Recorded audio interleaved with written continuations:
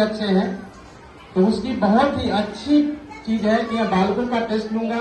Science में बहुत अच्छे बालक होंगे, मतलब साइंस का टीचर सबसे अच्छा। मैथ में अच्छा किया तो मैथ के अच्छे टीचर। जिस सब्जेक्ट में पुअर है, अच्छा परफॉर्मेंस नहीं है, मैं समझ जाऊंगा ये टीचर ठीक से नहीं पढ़ा रहे।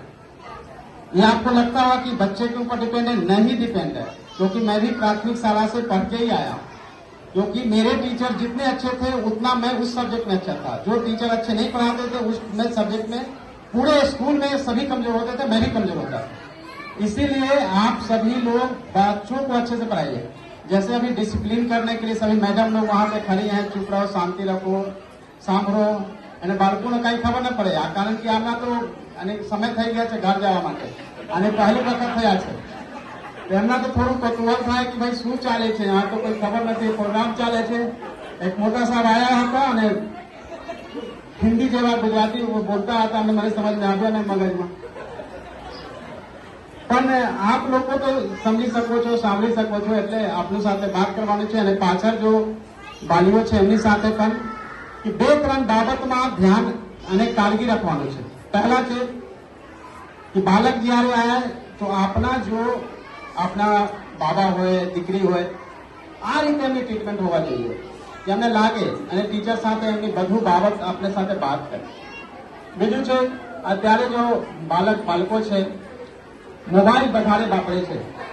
પહેલા તો મોબાઈલનો થોડો ઉપયોગ ઓછું કરે, 1-2 કલાક આપણે ઓકે નો પ્રોબ્લેમ। પણ જ્યારે કોઈ પણ ફેમિલી में જઈએ तो બાળકનું पेरेंट्स આ सोचे છે, हमने लागे कि भाई ये तो इससे छुट्टी करने का या इससे परेशान हो से अच्छा मोबाइल दे दो, अपना काम करते रहो।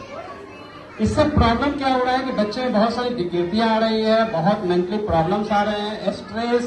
बच्चों को खेलने पढ़ने के समय में उनको बहुत सारी मानसिक रूप से प्रॉब्लम्स आ रहे हैं।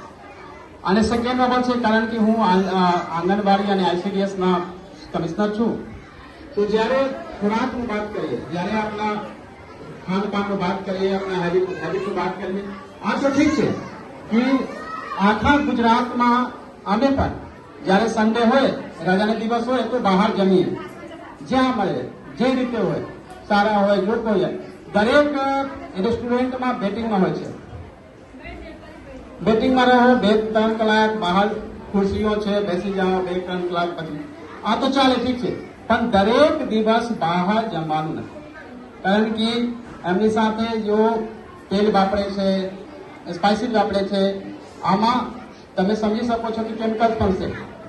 એટલે ઘણી બધી જો છે બીમારી પણ આવી ગયા છે લોકોમાં। તો બહાર જમવા પછી બહારના હોય, ઓઇલ जो છે ઓછું વાપરે। લોકો ગુજરાતમાં વધારે ઓછું ઓઇલ વાપરે છે, થોડું ઓછું વાપરવા જોઈએ, क्योंकि ऑयल से घना बता लोगों को खबर है कि आ तो हार्ट अटैक ने कारण बने छे। साथे साथे आप लोग जયારે वेजिटेबल ने बात करिए तो दरेक दिवस वेजिटेबल चेंज होवा જોઈએ। सपोज कि आ રીંગણના છે, ભીંડા છે, દૂધી હોય, ગલકા હોય, જો કોઈ હોય, પણ દરેક દિવસ ચેન્જ હોવા જોઈએ।